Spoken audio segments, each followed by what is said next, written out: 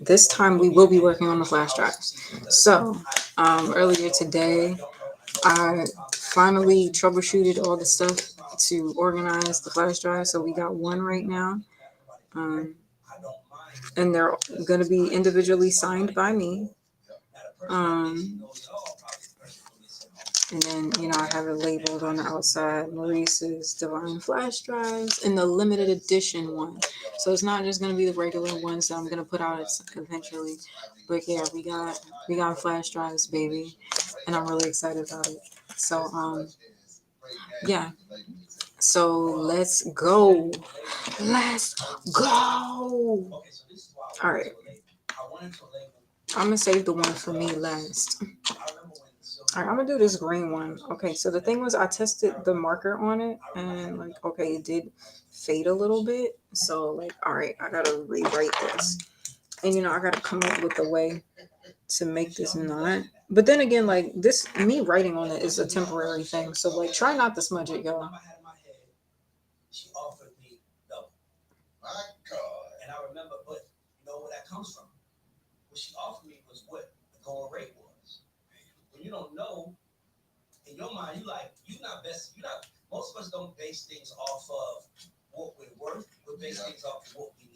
Mm-hmm. Right. Way more, yeah. Shit.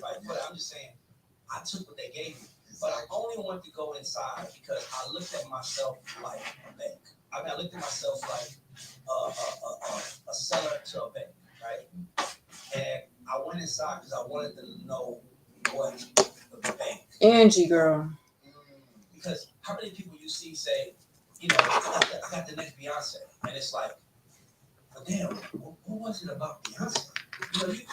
She's phenomenal. And the work ethic, and she's extremely talented. And she don't play about her privacy. And I respect it, which is something that I said earlier today. Respectfully.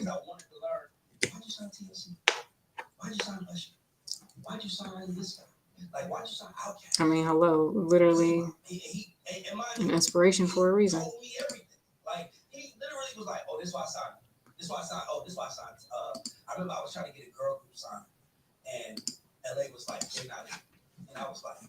Angie. Girl. Here she goes.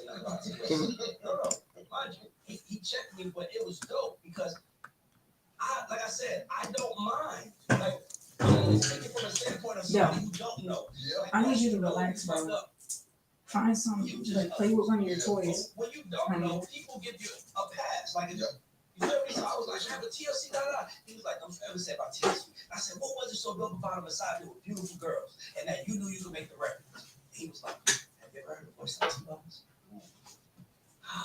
Nope.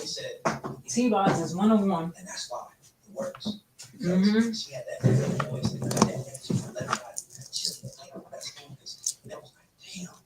Yeah. Yeah.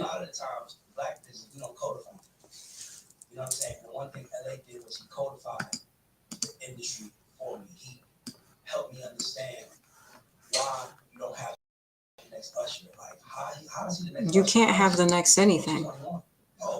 Like you have to. It's all you need.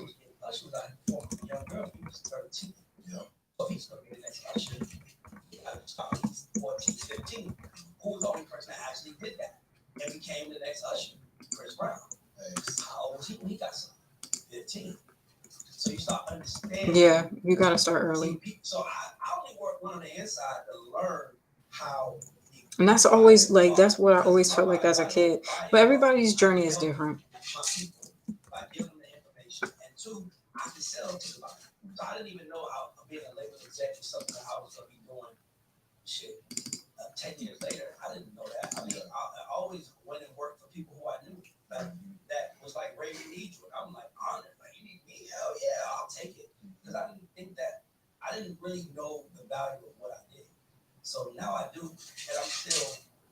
Hold on, she's making for food, so I know there's not a lot in here.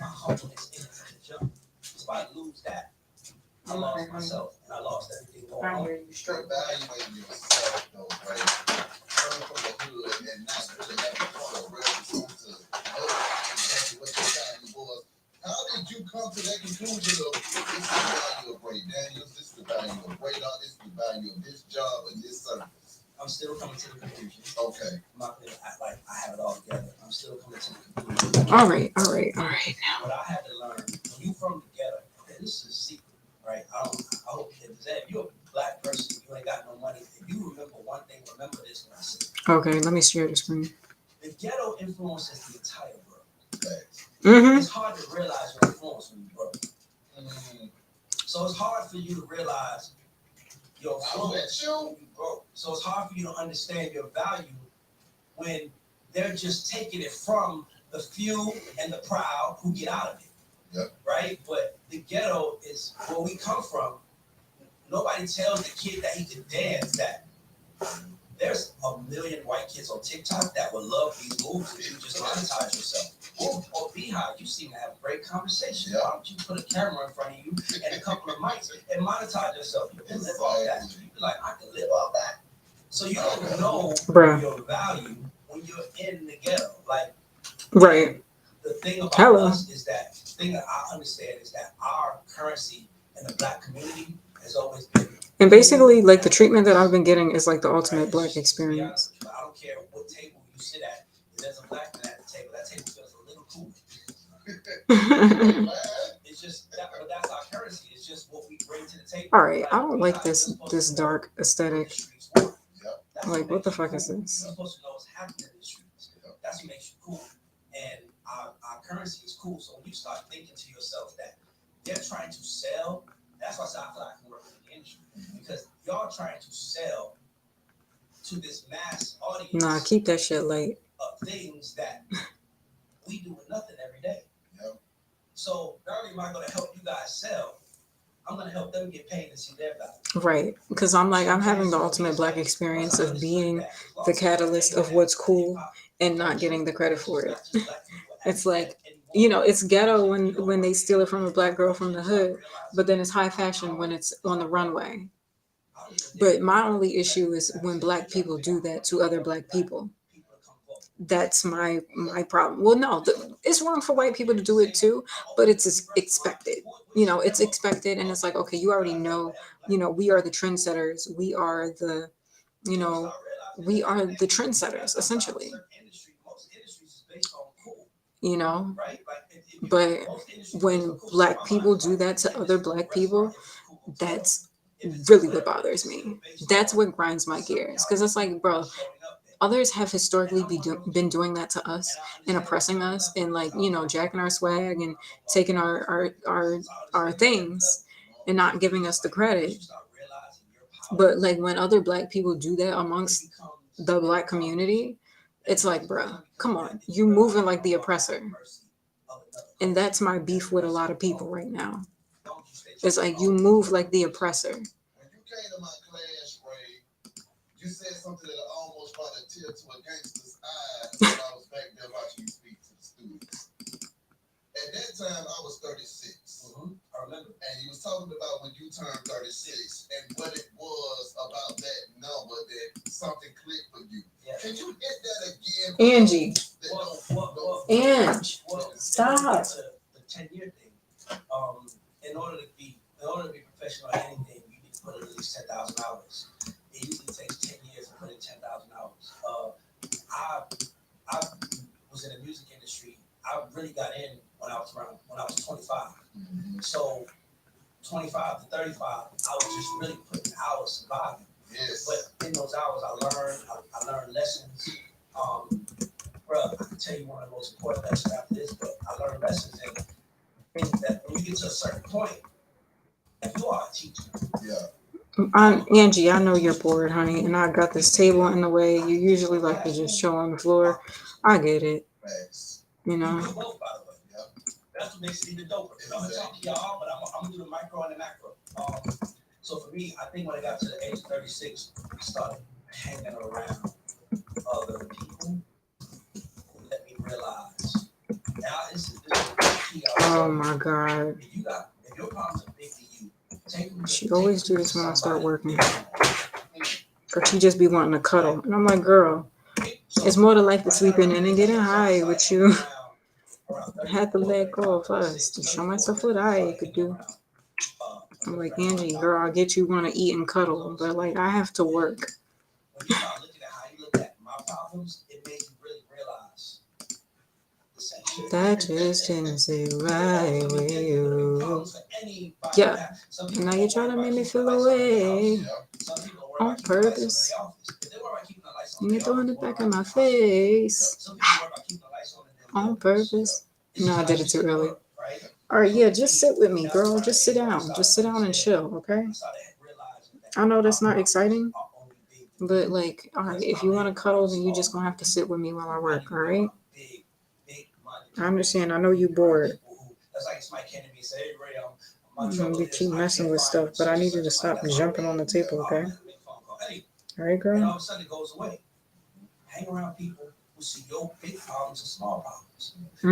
When you hang around those people, help them solve their problems. And they can't wait to help you solve yours. So to get back to it, I think I was about 10,000 hours. Yeah. I did, and I think that And now you try to make me feel away on purpose. It's hard to feel safe in this business. You know that. I mean, Andre said, hello. If you don't move your feet, then I don't eat. You know, and like, your business is to serve. I think I also feel Wow, I'm so excited about these flash drives. Like, this is a product, I feel like for the first time, this is a product that I am extremely proud about. Because, like, you know, just like everything that I do is put into here. It's like a capsule of like literally all the hats that I've worn. Like, I'm literally the manufacturer right now.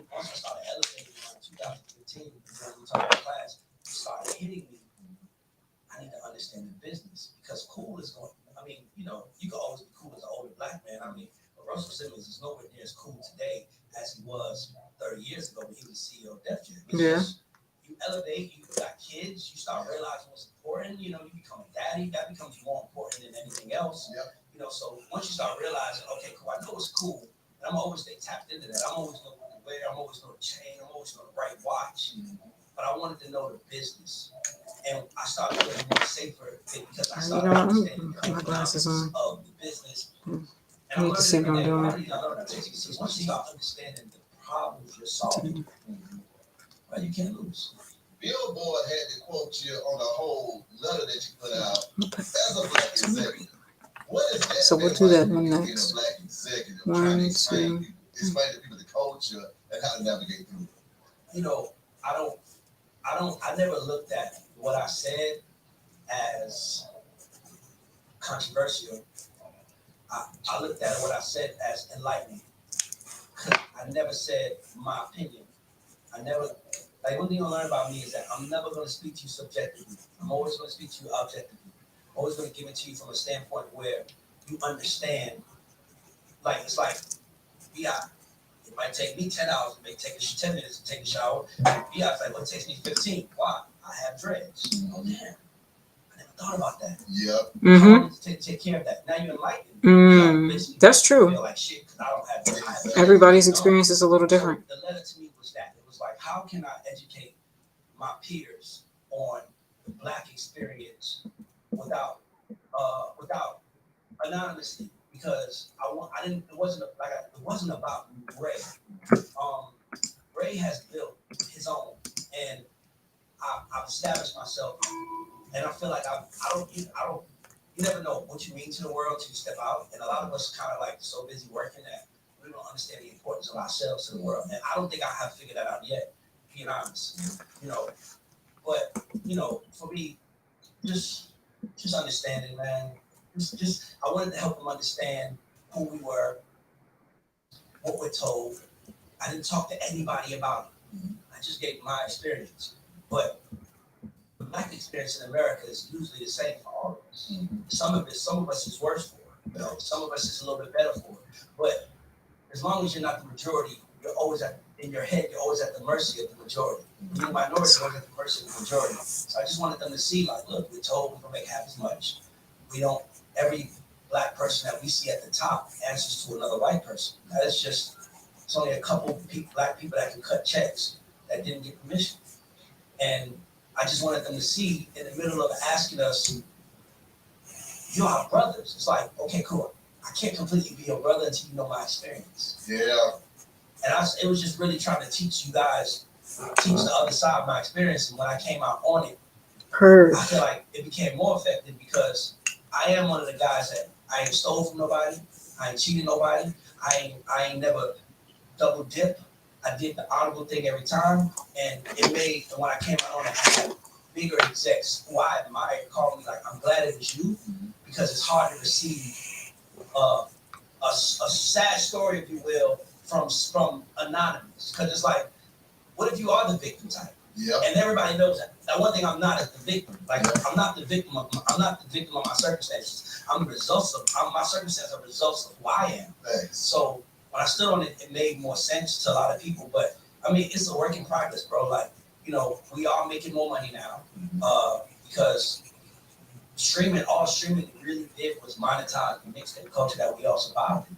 Come on now. So when people are like amazed at how black people are like running streaming, I'm like, nigga, y'all was getting, Lil Wayne was putting out mixtapes for free and Drama and was putting out mixtapes for free and hoping that the store gave him $1 to on it. Like we are the kings of making it work with no options. Exactly. Because we are from the ghetto. That's right. It goes back to that whole thing. The ghetto doesn't realize, we don't realize our value because it's only if you can get up and leave. But when you realize that we are the ones that make it, you'll understand your power. And my goal is to make us see that and hopefully help a lot of us get there. Ask me this though, Ray, because one thing about you that I've always admired and seen was your passion for the game. I've never seen you at a point where you was like, fuck this shit, I quit, y'all can have it. What is it in you that keeps you passionate and motivated about what it is that you do? Because plenty of times I've been like, you know what, y'all can have this shit. And when you say that, it's usually behind closed doors. What you talking to me? Come on. I want to quit twice a week, at least. I want to quit twice a week. I feel defeated twice a week.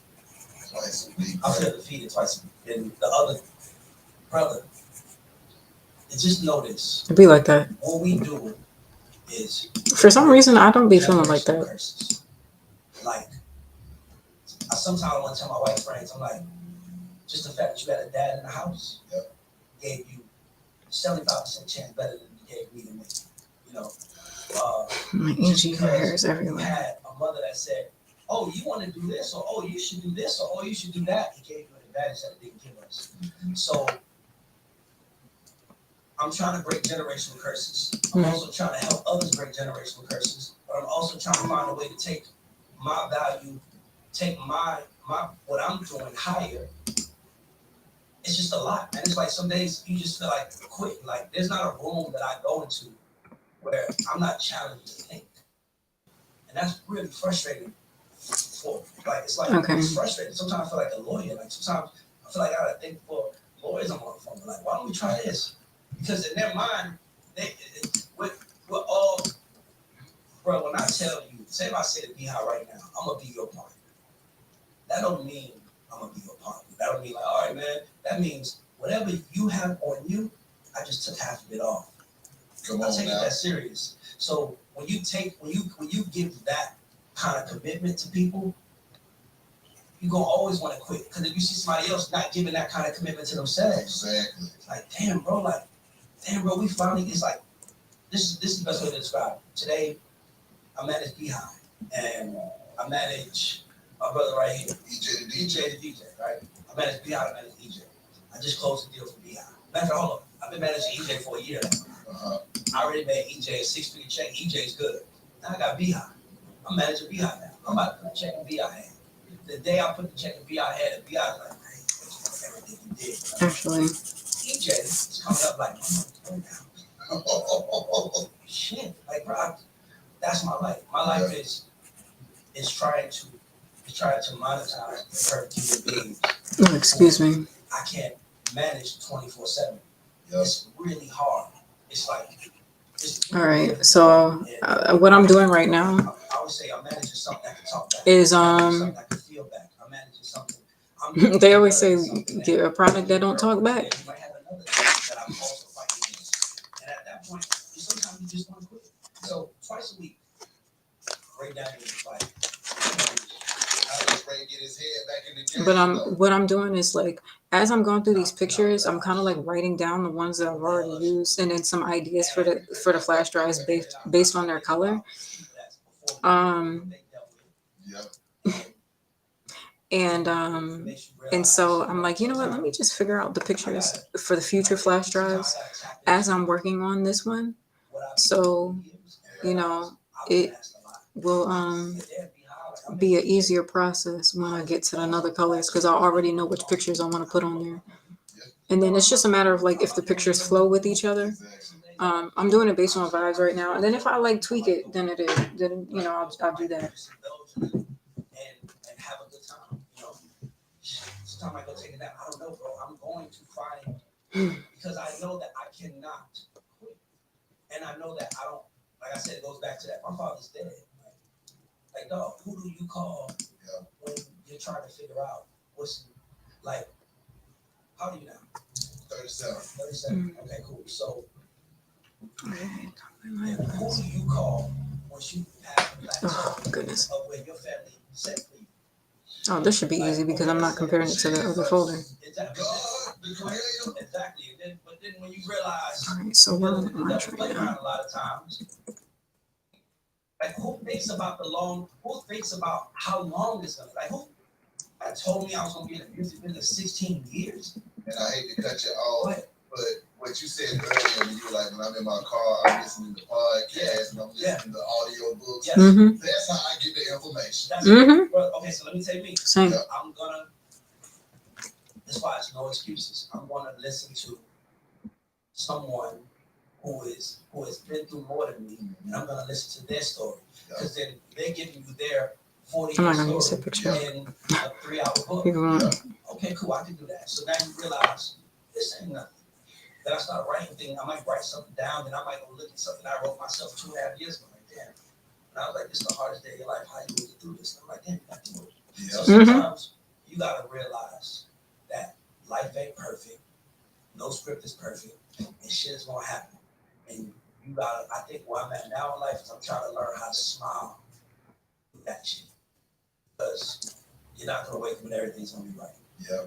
You know, all you can really do is hope. Like I said, go back to what I said when I started the music industry. All you can do is hope and honor your position, honor your relationships, honor the people in your life the best way you know how.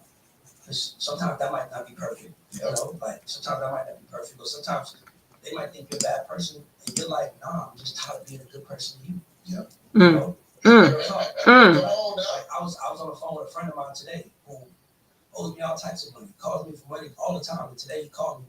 He was like, man, how you doing? I was like, I'm good, man. He was like, I just want to check with you, man. I was like, you should do this, man. If you did this more, I probably won't mind giving you money. And I was like, and I referenced The Godfather. I'm like, The Godfather, by the way, you gotta watch The Godfather for all the life lessons because it starts off with a guy. I was trying to watch that movie. His daughter's wedding, The Godfather's daughter's wedding, and the guy saying, I can help. And he's saying to him, don't call me your friend. Yep. I'm not your friend. Friends check on each other. Friends talk to each other. Mm-hmm. You don't ask me how my kids are doing. You don't come check on me. You don't come do that to me. And that's what a friend would do. You come to me and ask me for something, and then you run away from me because you're really afraid of me. Yep. It might be for whatever reason it is. You fear me. And that's why I told my friend today, I'm like, bro, I'm your friend since we was kids. Yep. Bro, the money you ask me for is not major to me. Yep. But it's when I see a bunch of kids over there playing mine. Yep. Like, when I see a bunch of kids, hey, you right. I know I'm right. Like, I'm fucking human. I'm not a bank. Okay, then, Ray, what about success and what that does to you and how that isolates you and changes everybody's perspective and opinion of you, even though you ain't changed, you just grew in your career? I'm glad you asked that. Great fucking question. It goes back to The Godfather. In our community, unfortunately, The Godfather, they have a ranking and an understanding in Italian families. Like, granddaddy, no matter how much money you got. Come on. Billionaire, but that's still granddaddy. That's right. I try to live by that. Like, I'm rich at all my uncles. I'm they call me for money, and I don't care if they're my uncles, but I still call them for advice. I Exactly. just called Uncle yesterday, like, Uncle Chuck, am I tripping? Exactly. But, you know, in our community, we look at that as ass kissing. And that bothers me. Because if I'm if I'm fucked up, I don't have nothing. Yep. The first successful person that I ever encountered, real talk, first person I met that I knew was a millionaire, that I was interacting with, if that man would have told me, yo, jump off this right now, I would have did it. Yep. I didn't look at it like I'm kissing his ass. I looked at it like, this man knows more than me, and you need to shut the fuck up. And that's what we don't have in our community. We don't have that thought process. Yep. He knows more, so you should shut the fuck up and listen to him. Yep. And that's what success is like. Now, 16 years in, you would think I know. Yep. 16 years in, you would think, man, you should talk to him. But you still got people who are like, he lucky. Yep. Unfortunately, I just want to tell you don't get lucky for 16 years. Come on. You don't. I mean, even if you're on a basketball team and you're only averaging 2 points a game, I guarantee you that person is the heart and soul of the damn the locker room when they're not on the court. Yep. I guarantee that person's like, LeBron, you can do it. I guarantee that person does something. Mm-hmm. You have to bring something to the table. And success teaches you that. Because everybody can't go. Because if everybody could go, then there would be the 97% would be rich and the other 3% would be poor. Mm-hmm. So everybody can't go. So the only people who can go are the people who have made their mind up that this is what I'm going to do and I'm going to listen. And for me, success breeds isolation because people don't want to hear. Like I posted on Instagram today, like, hey, that the truth. Mm-hmm. I mean, nobody ever got mad at me for telling a lie about themselves. Like, be how you white, be how you an asshole. Watch, truth only hurts you. So for me, in order to break curses, in order to change your life, you have to look at your unfortunate truths, Mm-hmm. face them head on, change them. I love that's what I be That's preaching right. all day. Speaking of Instagram, you also do a lot of preaching on that thing as well. Hello, what I just say? Yes, they teach it. People hate to preach now. That's true. Preaching and teaching in this thing. But nah, people. Educating us on the music Sometimes industry, you need to talking about preach. It's the same shit. Teaching, preaching. Too much money too fast with little work, and this shit be getting done. What are your thoughts on that again? This dude was asking some amazing questions, like Bobby Walters. Okay, so this is Okay, hold on. in order to be great, right? You have to chase greatness. Thanks. Say if you say to yourself, I want to be the next Barbara Walters. I just said, Yeah. right? I want to be the next Barbara Walters. Right? What does that look like for you, right? Mm-hmm. So let's say your life, it looks like I'm this, I live like this. But let's say you just live like that off your YouTube page. Mm-hmm. What is left for you to push for? So the problem with the new music business is that, and I say the good problem, is that there's so much money flowing that an artist with a gold single now is making millions of dollars. An artist with 3 gold singles is making millions of dollars. How are you gonna tell that artist there's another level to this? I already made the millions of dollars that I thought I would make being an artist. Like, shit, I made it. Like, and that's why I love working for L.A. Reid, because I watched how he moved the goalposts. I watched how he would say, okay, we just did a million albums. How do we get 2 million next album? Not, man, he did 1 million albums, man. Here's a big check. He gave you the big check. That's good. Celebrate each other. But artists are not prone to work because they're making money already. So I came in this game working with artists who wanted you to say you're the best, or wanted somebody, their idol, to say you're the shit. Like, remember the stories about Chris Brown when he came up? They was like Tina Davis tells me a story. She's like, Chris Brown was at a Grammy party. Chris Brown had 3 parties to go to. It was like, Kanye got a party, Usher got a party. Somebody else, I can't remember. I just remember Kanye was one name, Usher was another. Yeah. And she was like, where do you want to go? Because you're only 15 years old. And you can't stay out past this time. So you can't go to all 3. And he was like, take me to Usher. Why he went to Usher? I want to battle him. This is the story. If you ever look this up, this is like a known story. Like, that's why 15, 16 years later, Chris Brown is still the fucking man. Thanks. Because it has to be something in you outside of making money.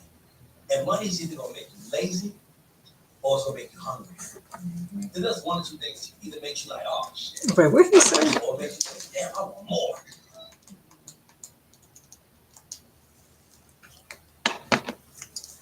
Kanye was one thing, Usher was another one. Yeah. And she was like, where do you want to go? Because you're only 15 years old. You can't stay out past this time. So you can't go to all three. And he was like, take me to Usher. Why you want to go to Usher? I want to battle him. That's the story. If you ever look this up, this is like a known story. Yeah. Oh, so Chris Brown went to Usher's party because he wanted to battle him. Chris Brown is still the fucking man. All right. Because Interesting. it has to be something in you outside of making money. The nerve. And money is either going to make you lazy or it's going to make you hungry. It does one or two things. It either makes you like, oh, shit, relax, or it makes you say, damn, I want more. You know? And I think that the greatness code requires you to want more at all times. Like, what's the next Beyonce? I mean, we should know right now, but I guarantee you the next Beyonce ain't working as hard as the current Beyonce, which is impossible to do if you think about it, because it's like, how the hell you gonna catch her? You need to be, if she's doing 8 hours, you need to be doing 16. When's this come out? Trying to catch her. And that's the world we live in. And why would you want to work 16 hours when they got $1 million in the bank and they can go spend that shit? I got another question, Ray, because see, this goes back to what I was just talking to EJ before. But can't nobody be the next Beyonce? That's the thing. Nobody knows how hard Beyonce works. All they see is Beyonce. Can you break down the real hard work behind the scenes that Right. people have to put in? You know, the stuff that we don't see because it's private and she got them NDAs. You have to work like nobody, like you have to work every day. She worked like she broke. Like, girl, ain't you a billionaire? Like, relax a little bit. And then you never do nothing. Like, it's like being an athlete. Like, it's never. But I respect it though. Beyonce wants something big. Now, Yeah.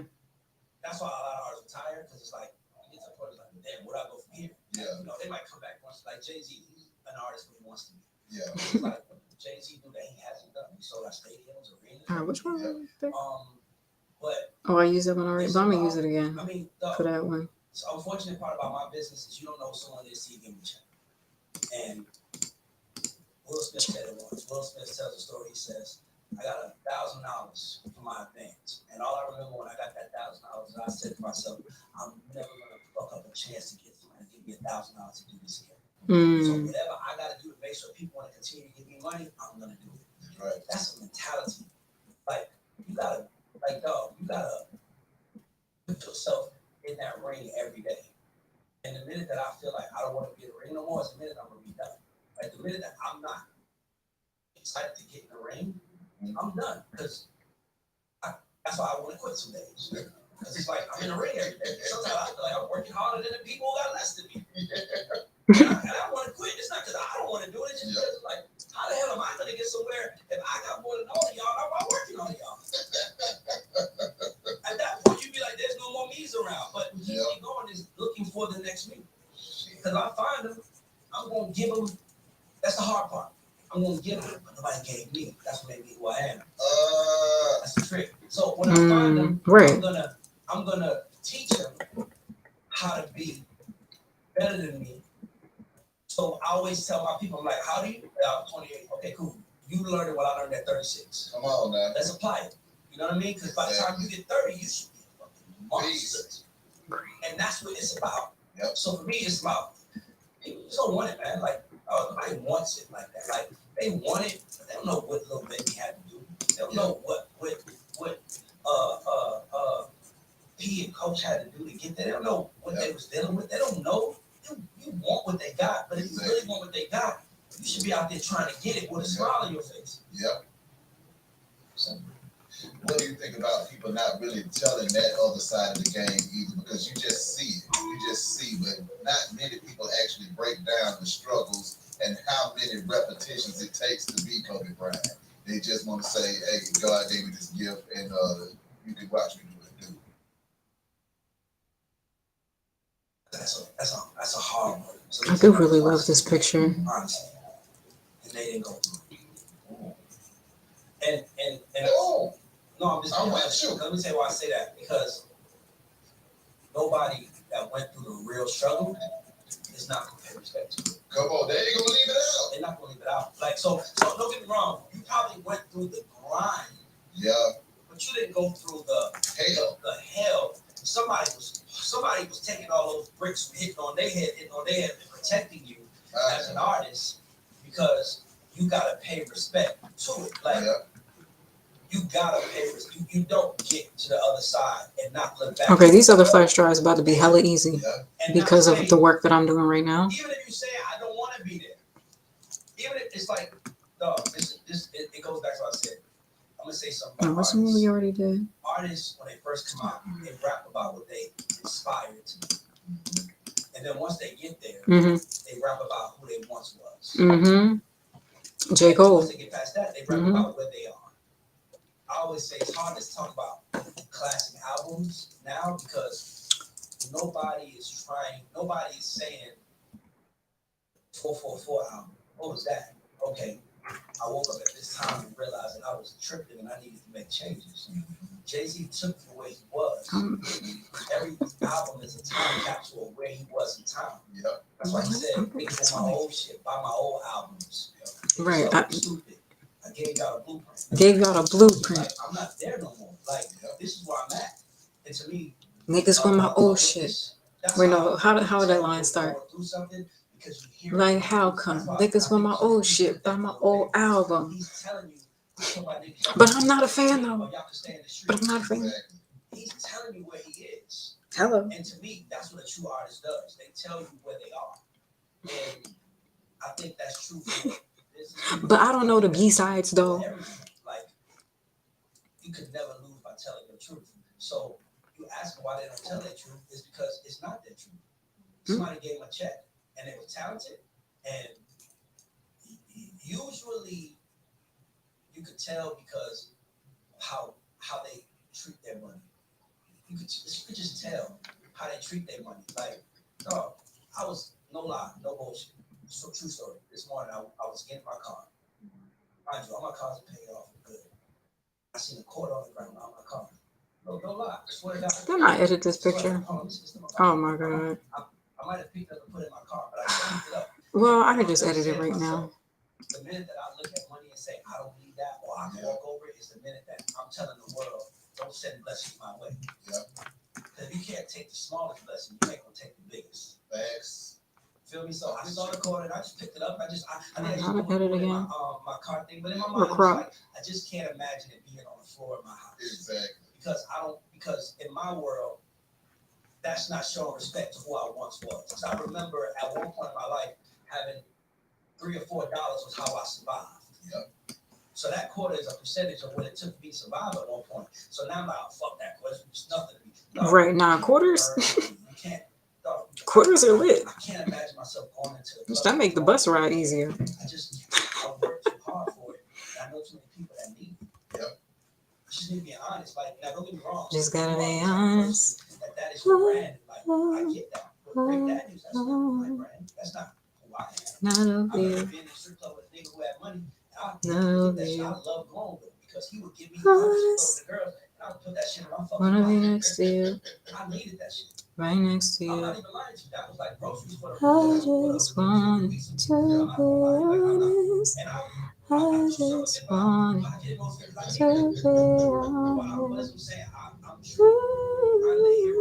honest. Just gonna be honest. And I'm also true. I'm also like, I got here, but it wasn't easy, so I'm not gonna act like it was. Not real. Not real. Alright, let me not say this too much because you know they like to monetize my stuff. I just wanted to be honest. I just wanted to be honest. That's why you mad first. That's why I gave it to you. Because even if you I'm just gonna be honest. still remember how it was, people remember shit on you. Exactly. So Oh, you actually, don't no, that's shit not on where I wanted to put that because one. you remember being shit on. Unless you were. I'm with you. Unless somebody shit on you through another person. When another person came and said, yo, yeah, he wasn't really interested. Oh, man, fuck him. Exactly. You didn't shit on. You didn't lose anything but time. Yeah. Some people lose time, money, family, relationships, lives. Exactly. It's just different. Songwriters not getting paid like producers and artists. Mm. What are your thoughts on that, Ray? I think it's the biggest. To me, I think it's one of the biggest discrepancies in the music business. And because when you understand the economics of it, as a writer, you write a song, you write 4 songs, and the guy set the beat, and I don't give a fuck. You did the beat. EJ gave you somebody. No, you didn't do the beat. You say you're the producer. EJ didn't do the beat. He said he's the producer, and another guy gave the beat. All 3 of those guys are gonna get paid. As a writer, you wrote the song, and you're not getting paid. Meanwhile, and mind you, it's not really a big thing to change. It's just, bro, I know some great songwriters who I like broke as fuck, and I know some terrible producers who are like, not even rich, but doing better than the songwriters because the songwriter you only get your writer and publisher shit, But I think they should get paid. I think the label that decides to change that is going to be the label that gets the best. The best writers. Because at the end of the day, producers are sought after. Producers seek artists, right? Let's look at the ecosystem. Producers seek artists.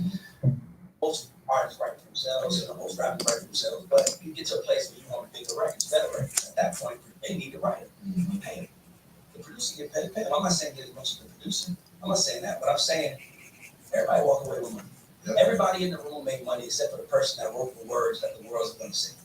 Something needs to be changed on that, and it is only because back in the day, producers. So you wrote a Luther Vandross song. You hired the producer to produce it for you. So he got broad points and he got money. You own the copyright. Mm-hmm. So you own 100% of the song. He didn't get no publishing, but now you get publishing. So if you're getting publishing, everybody should get points. I think everybody who contributes to the record should get paid. I think it's only right, and I think when you have, and I think another thing that happened to the business was songwriters realized how much money wasn't in it for them that they started saying, "I'm gonna put out songs on myself," and that's now we losing the superstar. Because now the songwriter's like, I'm not giving a record to the superstar. So the producer can get paid $70,000 and the superstar can go sing my song for the rest of his life. And I gotta wait. No. And then the superstar's gonna want publishing on the song, right? So no. So they was like, I'm putting this shit out myself. And I think that's what happened to the business. I think paying songwriters would change the ecosystem. And if my only goal is to leave this shit, like with deal right executives and that songwriter thing, my only goal is to leave the business better than it was when I came in. Because like I said, I'm the hero to my 16-year-old self. Because I might not meet. Hello. That's literally all I've been saying today. It's like I just want to be the woman that my younger self wish she had around her. What is it like for you being a label exec though? Because you have one of a lot of people in general, they get into the music industry and they might not want to be artists, writers, and producers. They want to be Ray Daniels. What is it like being Ray Daniels, and what is a day in the life of Ray Daniels entail? Well, the new music exec is a little different than the old one because when was this? Had to find talent.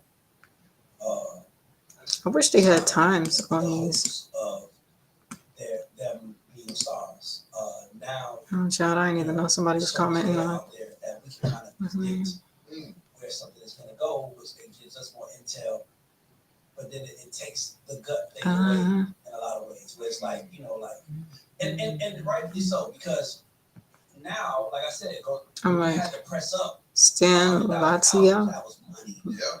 Latigo. Stan Latigo. If you're a rapper, you 21. I was like, oh, you know what? I have not been on Kick. What am I doing? I'm working on Flashdrives. It's like, bro, for my EP. You need to show us that. Is there a dark mode for iTunes? I don't know. To do the job. I don't know. But I took that dark mode off of my thing because didn't like it, and it was hard for me to see and work on this content. Talent has to do the work. But yeah, Right talent. I've been working on flash drives for the past few days, getting the content together, and basically I'm selling flash drives with my EP on it, and it's gonna have a lyric book, exclusive pictures, because each flash drive is gonna have a different set of pictures. My merch campaign. So when I came out with merch for the collection for the EP, I creative directed a video for it and did a photo shoot with like 4 different looks with my merch on. And so you get the video for that and some pictures from that, and then also like some extra stuff. I got some affirmations in there. So like it's a vibe. Ooh, okay. And you should know that. Because if you don't, at this point, what the hell do you want us to do? Like, think about that for a second. Like, if you can't tell me this is where my audience lives and this is what they like, that means I have to go from 0 to 100. And it's also something that you got to know. That means I also have to look past the people who are figuring that out. Yep. So it's not like nobody's figuring it out. I'm like, hey, just being honest. Yep. You have to understand that part. There are too many ways to put out music, and you have to understand that. You might not be doing nothing, and you might be frustrated because nobody's coming for you, but we're going for the people who are trying. And those are the people who are getting opportunities. Don't hurt the try. Don't hurt the try. So now, as a label exec, when you see these artists out here with these different bonfires that are already monetized, how do you still encourage them to come in and sign with labels now in this day and age where if these folks are independent, they can make some money? More than likely, they're going to know their value by the time you get to them if they have taken that from themselves. And that's true. And that I'm not going to say that is the challenge. I mean, I think that everybody wants. I think everybody wants help.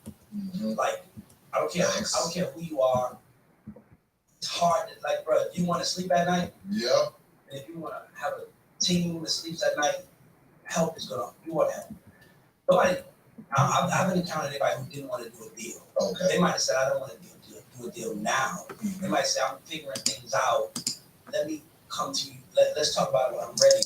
But I don't think no one not wants to do a deal. I think everybody wants to be in business with a company who can help enhance globally what they're doing. I mean, that's another thing. You know, it's the difference between a superstar and a global superstar. Thanks. And a global superstar, you have to have 200, 150 to 200 people working on your behalf across the world.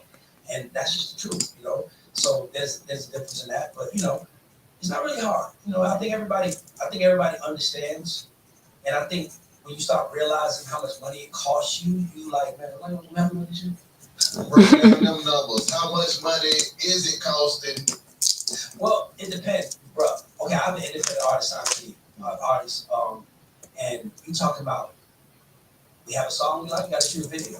I'm paying $10,000 for the video. I'm paying for the artist to be here. I'm paying for the studio time. I'm easily spent hundreds of thousands of dollars on my artists before I even got a dollar back. And most of you don't get your money back. Most of them don't. So if somebody said, "Ray, we want to fund that," shit, okay, Come on. I'm cool with that. And I think everybody looks at it like that. Like, dog, like it's. Okay, this is better. This is better because that way I can see the pictures and look at the names. So I gotta keep switching back and forth. So now I got a two-part question. As an independent CEO, what is it that makes an artist attractive to you? And then as a label exec, what is it that makes an artist attractive to you? You have to assess where they are. So I had this group signed to me.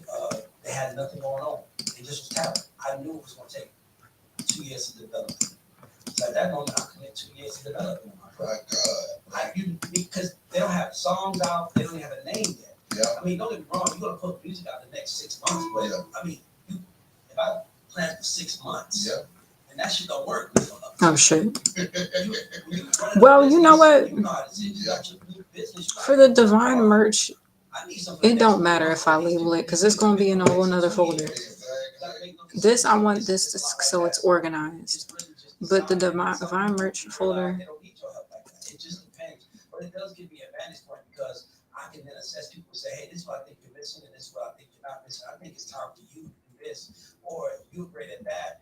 Some labels are good at like marketing, and they need A&Rs. It just helps. Some labels are good at A&R. Actually, I feel like changing this picture. Just really understand what assessing an artist like you would assess a company and saying, this is what I think we need around here to make things better. Yeah. Looking at an artist out here though, Ray, as an exec, what is it that artist need to have going on if they're trying to get a major label deal? They should stop worrying about getting a major label deal. No, I mean, even when you're in a major label deal, okay, so let me tell you why I say that. You worry about getting a major label deal, and you finally get it. Now you're like, whoa.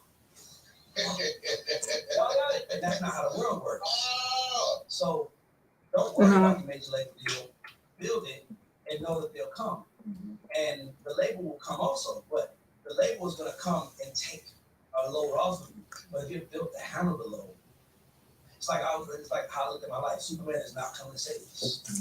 I got to get out there and do it my damn self. It's the same thing. No, if you're working for a label to come, I think you've already lost. Because you're working saying, look, what I'm doing, guys. And that's not the world you live in. You need to just be focused on the work. Exactly. And once you focus on that, focus on Facebook audience. Like, okay, I got 100 people out here. Good. How do we get 200 people? Not how the label see that. Maybe they'll come give me a check. Nah. Just work. Just work. Like, even when you have a label, you gotta work. Like, you don't have a label. Like, it's the game, man. Like, this is your shit. People talk about how much money these labels are making. That's great. I guarantee you. Capital, I see the little baby plaque. I guarantee you, little baby makes more of little baby than anybody else. Oh, it's just the truth. It's just he is the brand. Yeah. And he also because he's putting out music, he's high. He can also be like, how many albums did I got? 5? Okay, cool. The baby probably was 5th already, and he's how long he's been in the game? Like 3 or 4 years. He probably ready to put out 4 or 5 projects. So at that point, it's like now they're like, what do you need? Yeah, I'm not about to rename these other ones because I don't need to. Now that I think about it, the label, what they're giving him, the label's worried about what he wants. It's just a matter of figuring out which picture. Don't worry about the label. The label is a business. It's a business that's going to function. Worry about you because you're the business that has to function within their business. Being a part of over 200 million records being sold, Ray, who are your favorite artists to work with, and where did you find yourself having to do the most damn work? The most work came from the artists that never make it.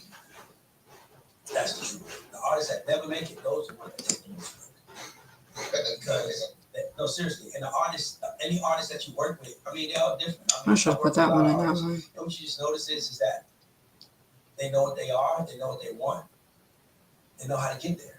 Okay, actually, I'm ready. That's important. I'm thinking like. And your job is to say, okay, we show how to get there better. Okay, cool. Okay, let's put the dress to the back. Let's put it up in the bun like that. Like just you adjusting, you're helping. Yeah.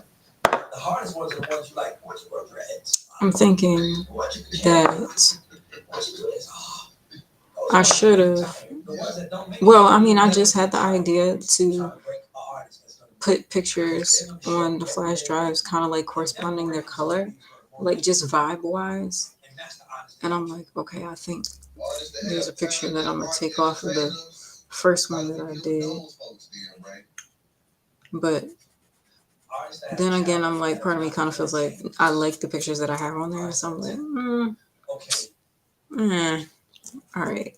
But there was a process to how I was doing it. I was like picking up my own personal photos. Every artist is like a business, right? So let's say, for example, every building we see is like a business, right? Some businesses are like the West End might be Beyonce, you know, the tallest girl there might be Jay-Z, and those little buildings might be somebody else. They're still buildings and have a lot of value. Yeah. At the end of the day, all I can do is take you as far as you're built to go.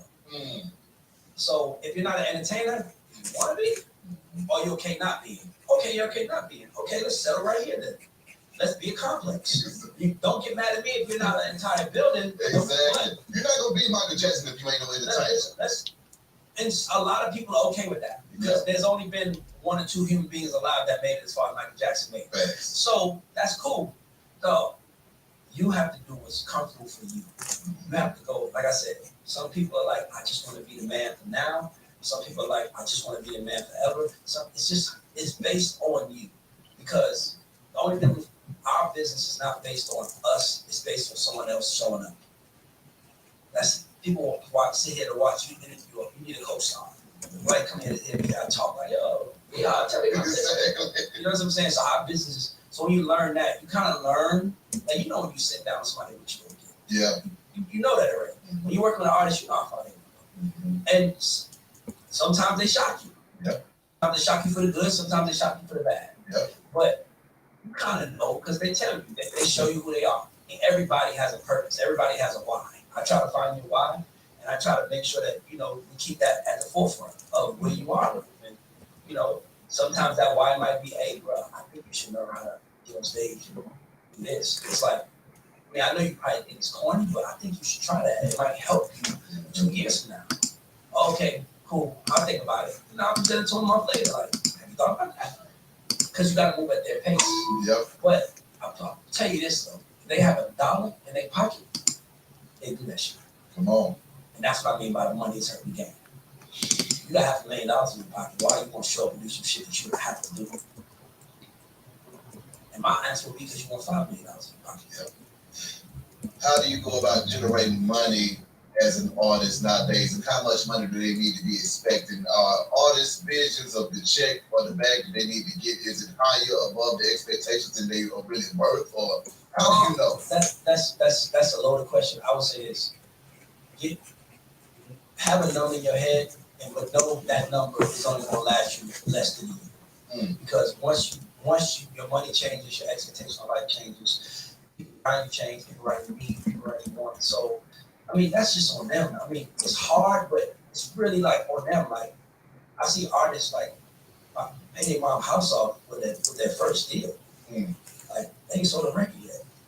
Now, are they the type of artists be like, wow, I just made it in life? Or are they the artists be like, all right, cool, now I'm gonna buy you a bigger house? Yeah. You know, you gotta know where you at. You gotta know what you want, and you gotta know, bro. It's like, are you gonna run a sprint or you gonna run that marathon? If an artist is trying to be a millionaire, what is it that they need to have in their repertoire in order to be able to generate that kind of money? You can generate that kind of money in the first 6 months. That don't mean you're gonna have $1 million a year later. That is stamina. It's stamina. Like, it's the stamina to run the marathon. It's like, okay, you have $1 million now, but are you staying in the same place you were staying at before you got that $1 million? Probably not. Facts. Are you helping more people out? Probably so. So that $1 million is gonna be gone soon. So what's the plan when that's gone? And the reason why you got that $1 million today is because of the work you did the last 12 months. So how about put that work in today so you get another $1 million 12 months from now? Don't work out of desperation. Work out of habit. I wake up every day and go to my office no matter what, bro. No matter what, I'm gonna wake up and go to my office, and I expect my team to be there. We might not have nothing on the schedule. We're gonna figure something out, but you know why? Because we're in the office. Come on. We ain't gonna talk about. We ain't gonna go to the park and play basketball. Hell no. You know what I'm saying? It's like muscle. It's like muscle memory. I train and show up every day to work, and that's it. What is it that brings you joy now, Ray? Weekends. So you don't like go to your office Monday through Friday? I love it. I mean, but that's because that's my muscle memory. Yeah. You ask me what brings me joy. Yeah.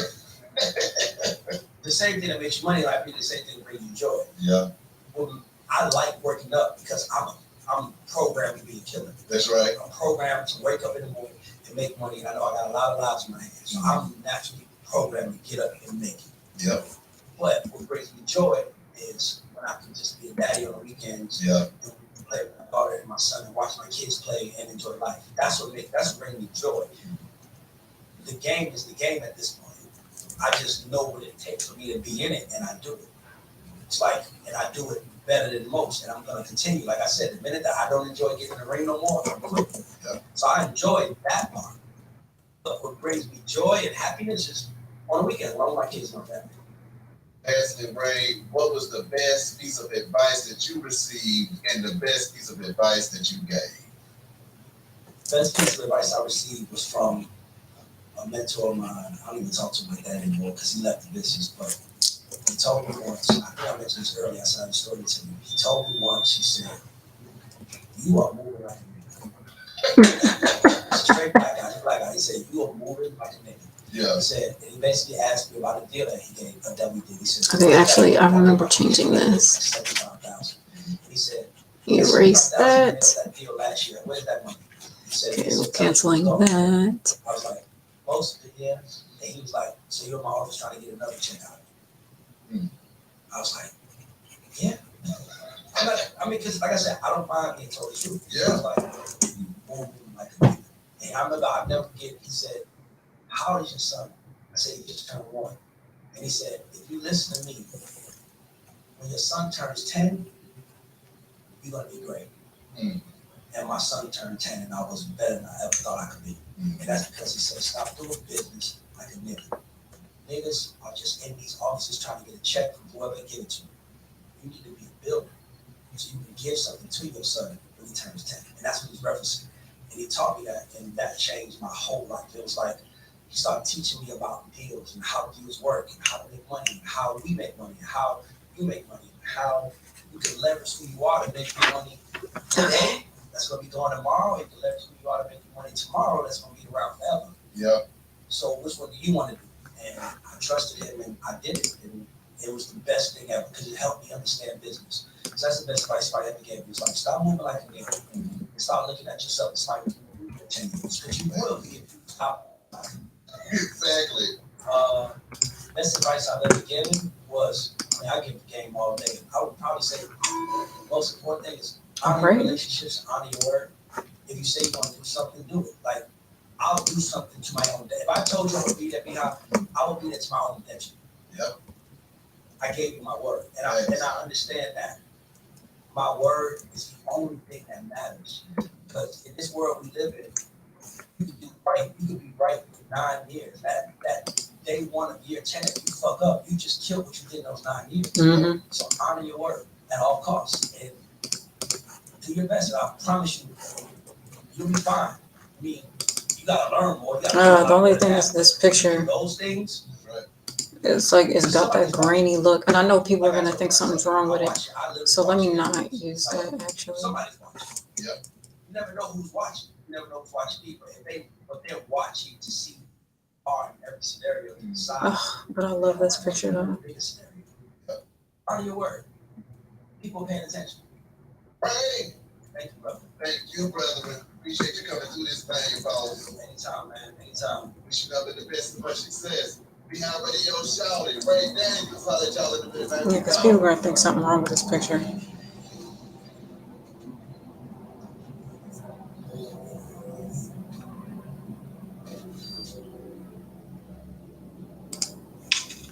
If you don't know about Xfinity Mobile, well, now you do. It's the fastest mobile service around. Save hundreds a year with T-Mobile, AT&T, and Verizon. And get the best price for 2 lines unlimited. Just line per month. With a grand Okay. the price is more.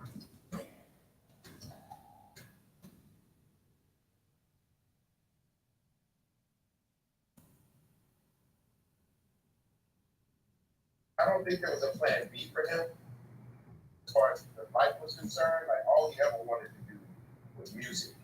I was absolutely sure that he was gonna make a record. I don't know about me, but I knew Chad was gonna make a record. So I was just like, I'm gonna just stick with him and hold him down. And eventually he's gonna make a record and I'm gonna be on it.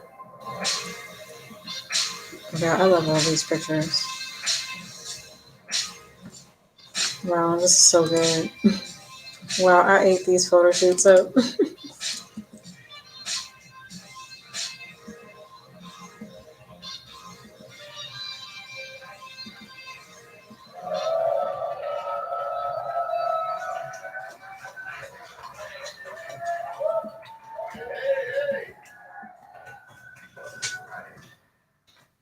Y'all fair out there?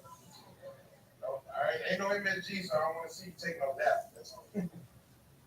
All right, we got another flash drive done. So I'm curious, but Let me just check this. parents Affirmation. specialize form your career basically by, just being hardworking people. I did not come from a family of means, so to speak. I wasn't born with a silver spoon in my mouth. I come from a very working class family. Okay. When I say working class family, I don't mean immediately, but literally all of my aunts and uncles, everyone in the generations that preceded me were working class people. None of them had higher levels of education. My father dropped out in sixth grade to work with the family. My mother dropped out at 10th grade to help raise her siblings. So without higher education, higher forms of employment are very limited. So basically, they both were working class people. My mother, to this day, will not stop working. I've tried, told her you don't have to do that, but when you get past a certain age, most people. I spelled lyric wrong. You don't take the move. I spelled lyric wrong on the lyric book. But it's that work ethic, right? Oh shit. I'm glad that I caught that. I was like, I'm glad that I was like, let me just look at everything again. Wow, I spelled lyric wrong. Bruh. Oh shit. I was like, hold on. Raise the divine lyric book. Oh Jesus. Okay. Wow.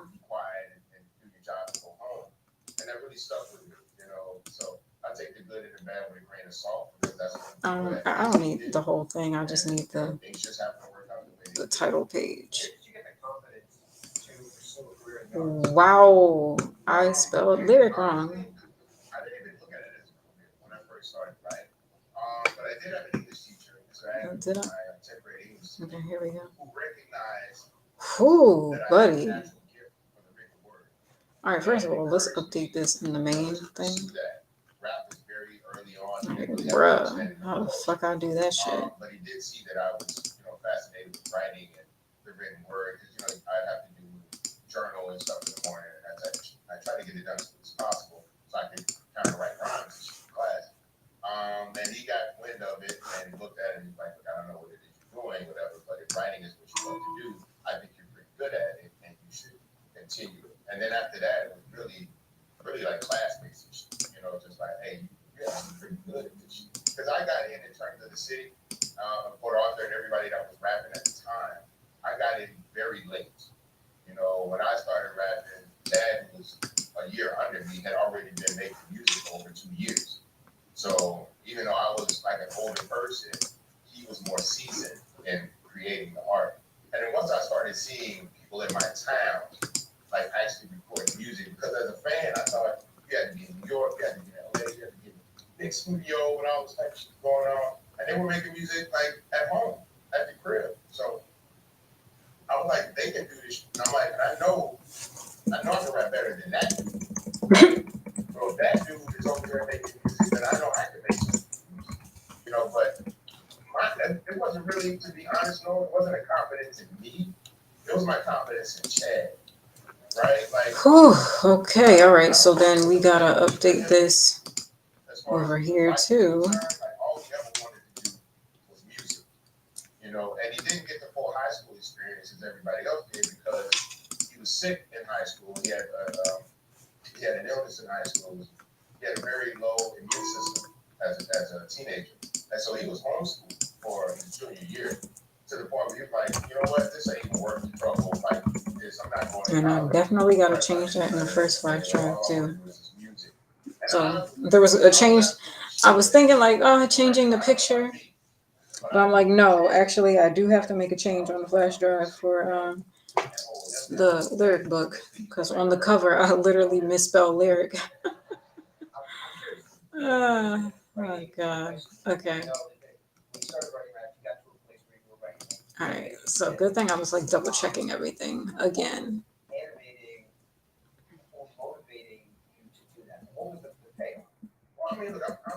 Okay. This is in the late 80s, right? So I'm watching Yo MTV Raps. I'm watching, Rap City, all that stuff. We didn't really have video music box down here.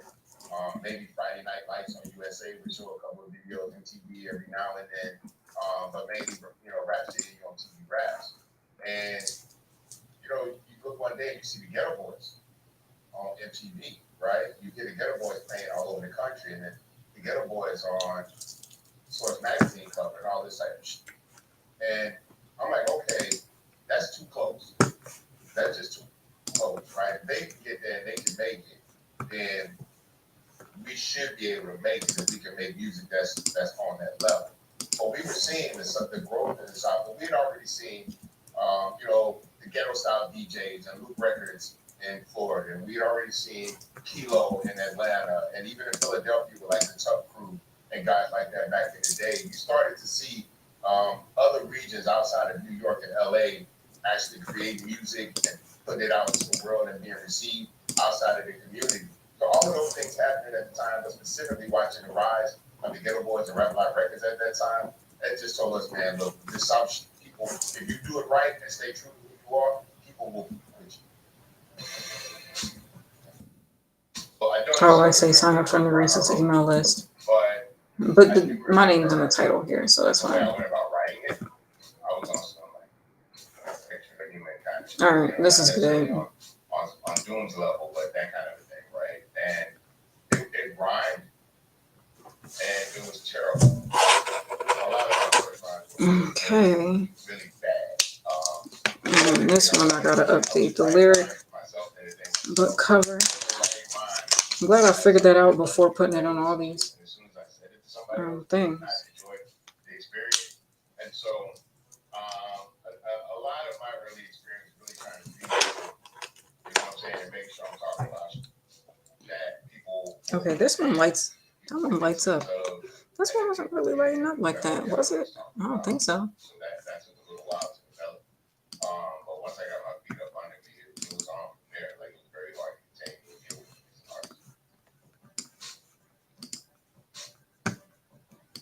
Okay. In that period, you know, most of the rap music that's coming out, as you say, is coming out of New York. There's a little bit coming from Florida, obviously the Ghetto Boys. But you guys are teenagers in Fort Arthur. How are you even figuring out how to create rap music? Like, you know, there's no YouTube. You can't go and like look. Right. Like, how do you make hip hop? Where is the knowledge coming? This is Chad literally like seeking this stuff out, like going to equipment stores, right? Going on, looking at magazines. There used to be like rap pages in different magazines, and they would show you like different equipment that you could like call and order and buy, different stuff like that. And you know, we were like, I was selling candy in high school, right? Like Chad's parents owned all the vending machines in Port Arthur, right? So he had a Sam's card at like 16. And so we would go to Sam's. This is in 1990, 89 and 90. We would go to Sam's and just buy a ton of candy, right? And then sit on it for like 5th period. And then just be like, hey, I got Snickers, I got M&M's, I got Starburst, I got Now Laters. And people buy shit out of that. This was before, I think most high schools have like vending machines now. Mm-hmm. This was before that, right? So you would have to have left school and went to the store and get candy after lunch. You know what I'm saying?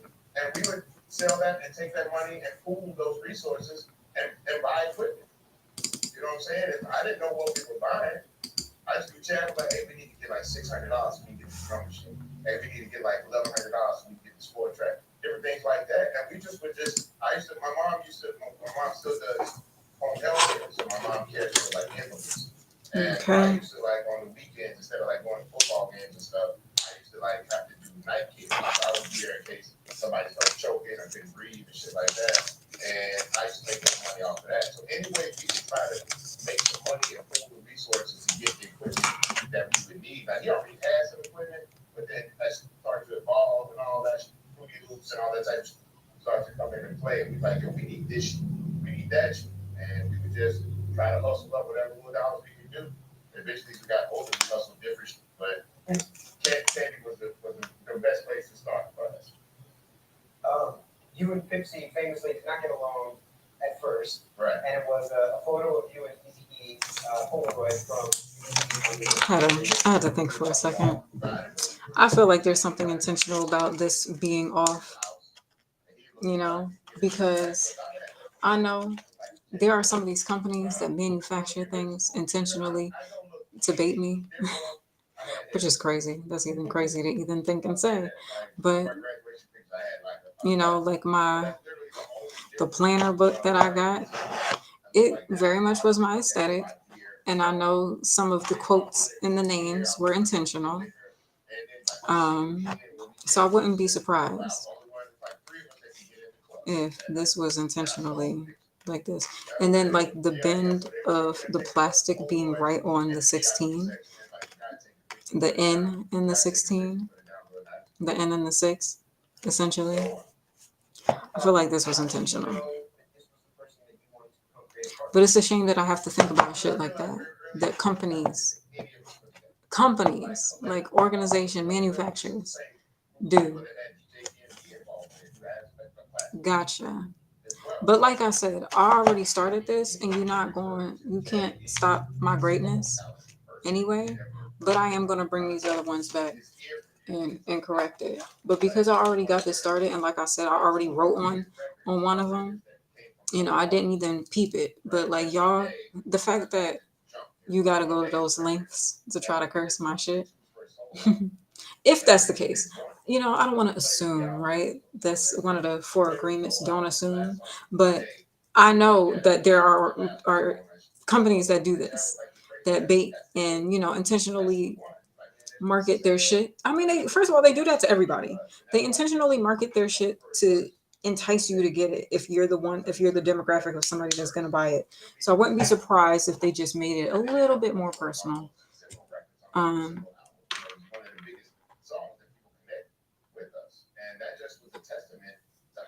you know, and see, like that one flash drive lights up in color, but this one isn't.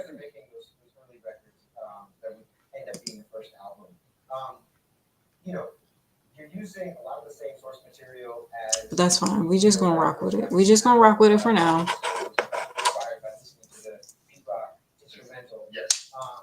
It is what it is. It's the situation that we got at hand. And I know people intentionally, try to manipulate and orchestrate shit like that. But like I always say, it don't matter what you throw my way. I'm always going to make the best out of any situation. It don't matter. I'm still gonna make this a blessing, not only for me, but my fans who purchased this.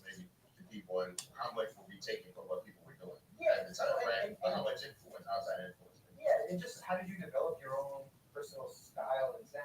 Glad you said style. So, late 80s, early 90s, 89, 90, early 91. This was the coming of age of the whole black era and of knowledge of self, so to speak, right? I'm a very big Chuck D fan, a very big KRS fan, and I'm really all about information, taking in as much information as possible.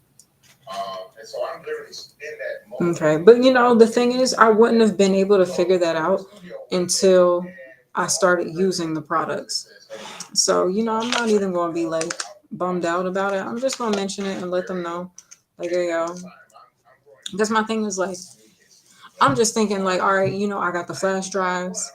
I'm just going to put my product, put my content on there and this and that, and I'm not thinking much of it.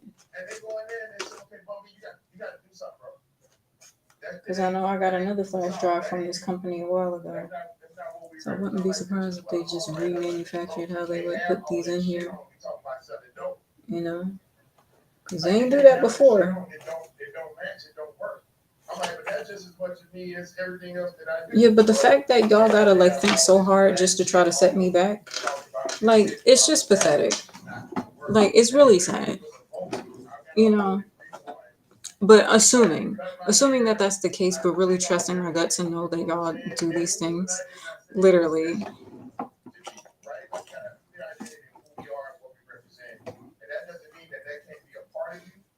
Some point we can figure out how to make that make sense. But right now we're making this street music that represents the world we live in, right? Not the world we aspire to.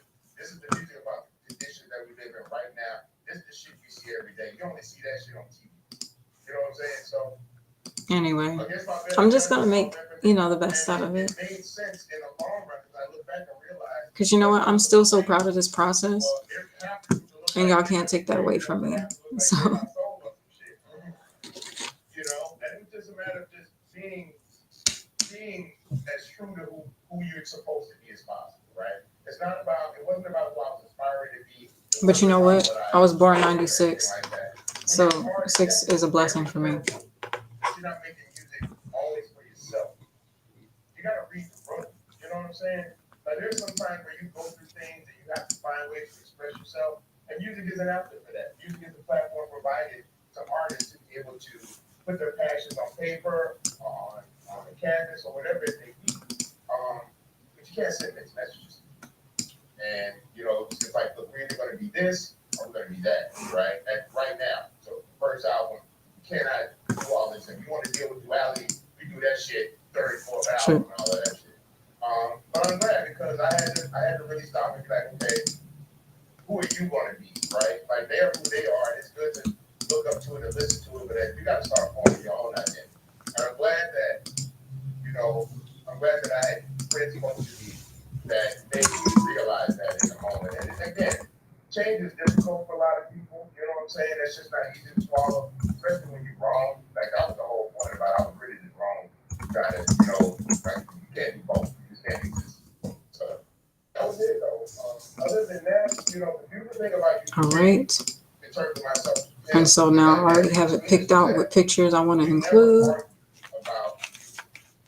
like, there was never, I don't like this beat, I don't like this stuff, or whatever. We found ways to compliment each other all the time. And we never stepped on each other's toes. Because we ain't dressed the same, obviously, as I just said, right? We ain't like the same type of women, he was always very dude, he always was a dressed up dude like that. I was not, short t-shirt, short flip-flop. I did literally the first year was just white t-shirt, like thick ass, like Nike shorts and flip-flops. Like, I didn't really care about that in that sense. And it took me a while for me to really realize who I was, right? Because there's only a certain way that I saw myself, but I had to be aware of the public perception of who I was and make sense. Like the footage and everything here is divinely protected because I've had protection over it. And anyone that tries to use this against me, is going to reflect back to you. So I would suggest not to try me like this. How you guys thought about the various names and permutations. So when Pip and I first became, but like, wow, like, see, and that's that anointing. I'm telling you, that's that power. That's that power of, the fact that organizations have to think of clever ways to try to entice you to buy something, and knowing that there's certain symbolism in there to like get a reaction out of you or try to trigger you in any way. The fact that you have to go to such lengths to do that towards me lets me know my anointing and my power. Because if I wasn't somebody of a power, an anointing, and a blessing in my spirit, why would you even bother? Why would you even care? Why would you even care? But you care. You care. And guess what? I care too. I care for humanity, and I care to show people what it looks like to rise above that. Assuming that it was orchestrated that way. But at this point, I can't put anything past anybody, unfortunately. Or anyway, where's my pencil? But for the six of us that were,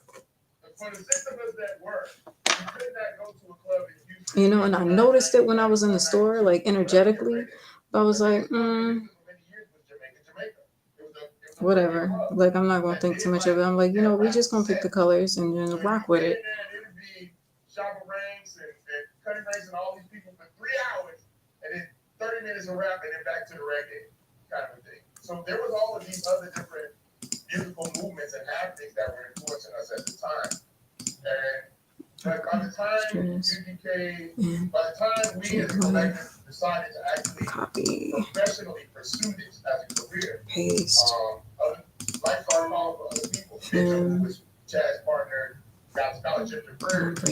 Like, I'm going see, this is so convenient. I don't know how many of y'all paid attention to Prairie View football in 91, 92, in '93. They won one game in 2 Having years. it already Maybe picked It's not out. Mitchell's fault. I'm not blaming Mitchell for that. My partner, Milan, was an aspiring Oh, wait. football player. He was in his junior year. I just He sees wanna. Mitch get a scholarship. He's like, I need to focus Yeah. on my football shit with the draft pick. And eventually, life happened to everybody. We're talking about a group of maybe 16 people. And then one day we looked up and the only people that were serious about actually making a record were me, Tim, and who became our DJ Bird.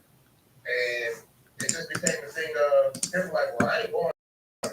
I'm done with school. Like he made up his mind that year that he was done with school. And I say, you know what? I'll give this shit a year, see if it works. If not, I'll retake my entrance exam and figure that shit out. And within a calendar year, me making that decision after graduation, I was signed. I had a career. I didn't have like I was in New York signing a record deal. And that's Stay by the flower trees. he moved that no one else really But this is like making insane music in the pose. way that film was making music. Themes were similar. We obviously didn't start any trend. Different writers and trends started to become more popular. But we were I like it. different, right? First of all, we were all we were drill, right? That made us initially different from everybody, right? Small town guys who beat against the big city people. It was always that dynamic. So even though we made friends and had associations in the big city, we always still felt like we were good guys. So that was the thing where we don't want to follow similar musical trends. We chose to stick to our thing. It was like, it doesn't make any sense. Just try to do it other people. Excuse me. We're already good at what we do.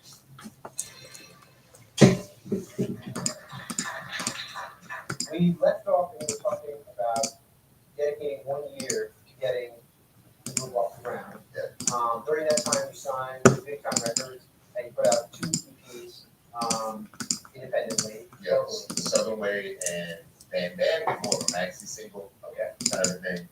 Once you start to formalize this relationship with Pimp C, did you guys ever sit down and like figure out how the economics of the partnership were going to work, how the splits were going to work, or any of that kind of sort of nitty gritty stuff? No, not at all. Technically, as far as UGK was concerned, it was 50-50, right? But that was also with the understanding that Pep was going to be making extra money because he's producing most of the music. Finances was never a situation for UGK. Child, this whole spelling was I terrible. wasn't a flashy guy at all, so I was just happy making enough money to pay bills, right? And so I just kind of, fuck off a lot of my money and just be partying and car shit, right? That's what does. Chad worked harder. Chad did more work than Chad wanted more out of life. He always wanted nice things. He wanted a nice quality of life, a comfortable quality of life for himself and his family. And so because of that, he's a producer. I wasn't necessarily a producer. I made some beats. I would not call myself a producer by any means. But Chad had a sound that was very much in demand. So we would get a lot more production work than say we would get verse work or whatever. So, but that became an issue too, because I remember the first time he made a beat for somebody and I wasn't there, and that was Having Facts with Big Mike, and I was so I cussed, man. Yeah, I was so motherfucking mad. I was so not even motherfucking. I was so motherfucking mad. Right? No other, just motherfucking mad. Because I was like, He's like, I can cuss. that's Motherfucker. like it's you made the beat, it's a UGK beat. You singing the hook. I'm like, that's a UGK, and y'all didn't put me on the motherfucker. I was really more jealous than anything. And so I told him I instituted a veto at that point where before he sold a beat to somebody, I had the right to listen to it and decide whether or not we should keep it. You know what I'm saying? And it wasn't about All right, see, whoo, now this process is getting smoother. This process is getting smoother. I had no idea how much dope she had. But yeah, I'm glad I caught on to that. Child, I'm so sick of this shit.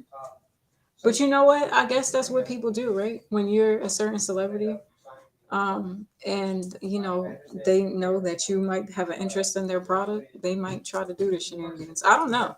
I'm like, is that what Beyonce go through? I'm nowhere near her level, but I imagine like, certain celebrities where they decide to work with brands or work with certain manufacturing companies, and they're like, "Ooh, let's curate this in a way that we think that she would like it." You know, is that, I'm like, is that what, is this the test? Is that the test that I'm learning right now? I'm like, but who deals with that? Like, I feel like it's specific people that would have to deal with that. You know what I mean? Because I know there's a test. All of this is a test for something. You know, whether it's humans, but I'm only in trying to pass God's test. I really don't care about y'all's expectation or y'all opinions, but God's test to be, be seen in His good light. That's what I care about. I could care less about y'all opinions, but I'm like, God, is this what they be dealing with? Because, bitch, this is a lot. Because I'm like, why would they even care to do all that? Right. You know, it's going to be in all caps anyway. And I could replace my dead friend, but at a lower rate. Okay, So yeah, that was the kind of thing. And obviously we had fucked up. Everything is in there. There were amendments to this contract. So pictures 1, 2, 3, 4, 5, 6, 7. We didn't fully fix until Pimp came home from prison. All right. I'm curious because now, Take that out. And see, these other ones aren't lighting up. That red one was lighting up, and I have a feeling that blue one probably gonna light up too. Maybe, I don't know, or maybe not. We'll see. Let's see. Let's see what's cracking here. Oh no, just the red one. Okay. Chris Ross had the #1 record in the world, and we were outselling them in mom and pop stores and wholesalers. I mean, but that's an extra thing. That I really don't care about that. As long as the content is great. The number on the back of the cassette was the number to the record store that the guy that owned the record company, he owned the record store, and I actually worked with him. So that one day we call, and it's from like Warlock Records, right? That's the word. Jungle Brothers, very small. I'm very honored to make Jungle Brothers. There's no disrespect. You just ask me, holy shit, you know what we're talking about right now. And then everything I select records. And it is all of these different record companies, all the way up to Def Jam, and every single record company called us within that week. And then we were just like, damn, this is dope. Everybody wants to talk to us. And then Saturday, nobody called. Right? The phone was not ringing all day Saturday. And then Sunday, nobody called. And we started thinking we overplayed our hands. We should entertain some of this shit. We got scared. We thought we fucked up. We had never been in this situation before. But let's call Monday, we'll call we sign. Fuck that. And the first people to call was John Records. And that's how we entertained it. So we never even went back and forth on negotiating. Right? We were just like, all right, whoever fucking called, we're gonna sign. John called, he was out to New York. Okay. So we went in and they ordered Dallas barbecue. It's a barbecue company in New York.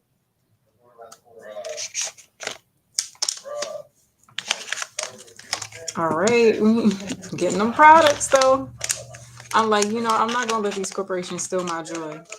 You can't. You're not getting my joy, baby. You just not gonna get it. Okay.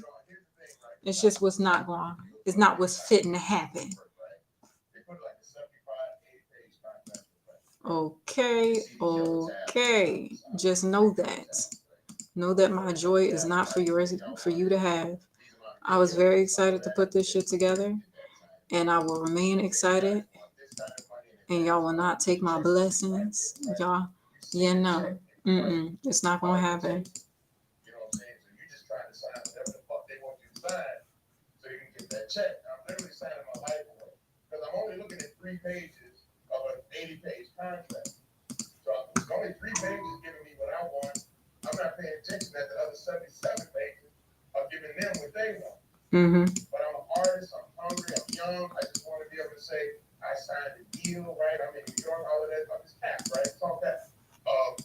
We signed a deal, we go out in the hallway, right? Like, go by a minute. Which one am I on the blue? Yeah, we did this shit. And we see KRS-One coming down the hallway. Oh, shit. Now it's real New York. I'm at a New York record label. I'm signing the deal, and here comes KRS-One, one of the most dominant figures in hip-hop at the time. And we introduce ourselves, hey, we're UGK, we take up this sign, did y'all sign yet? And I'm like, yeah, we just signed. Fuck.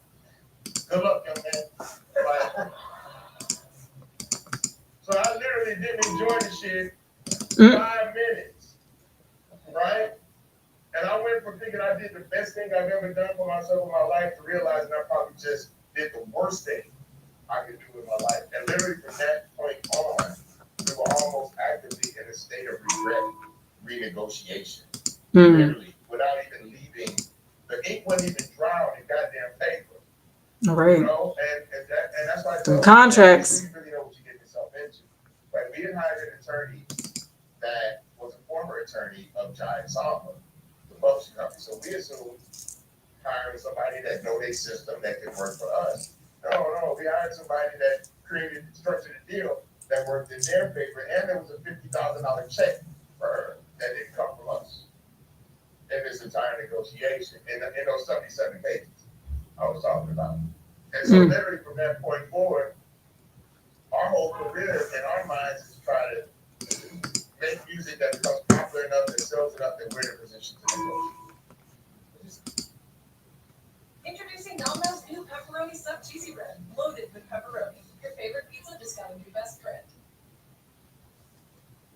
I just think that those first 3 albums experience, increasing success with each release, but it's still mostly a regional thing. At that point, did you what was your feeling about what this quote-unquote major label brought to the table, considering that you were out selling Crisscross with an independent cassette, and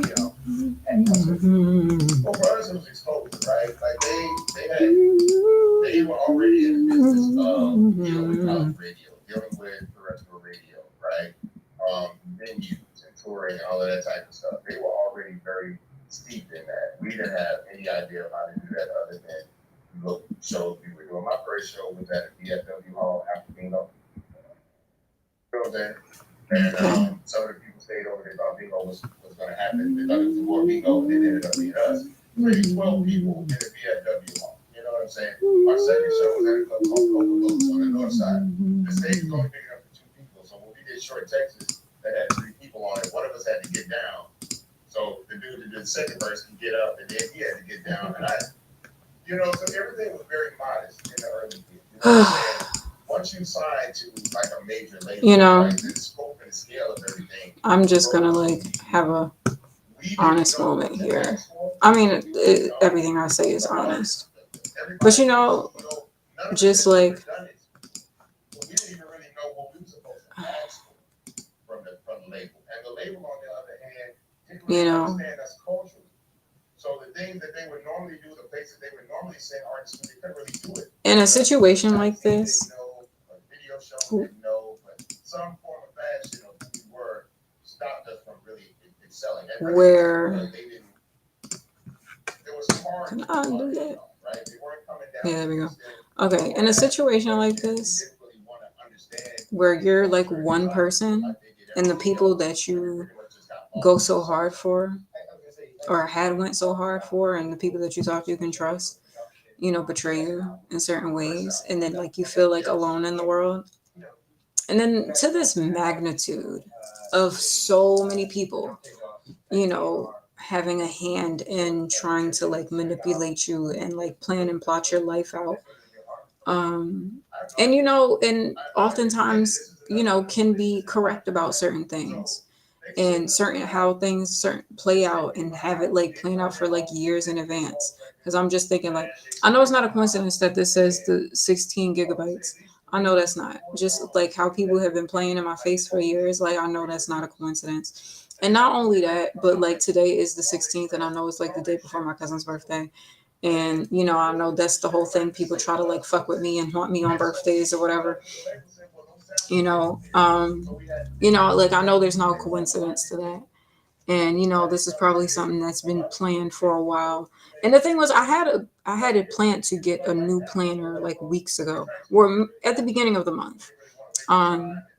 and then for there to be the planner, and then like there's all these quotes, and then the names of the people that's being quoted just happens to be certain people in my life that I no longer associate with, or whatever the case may be.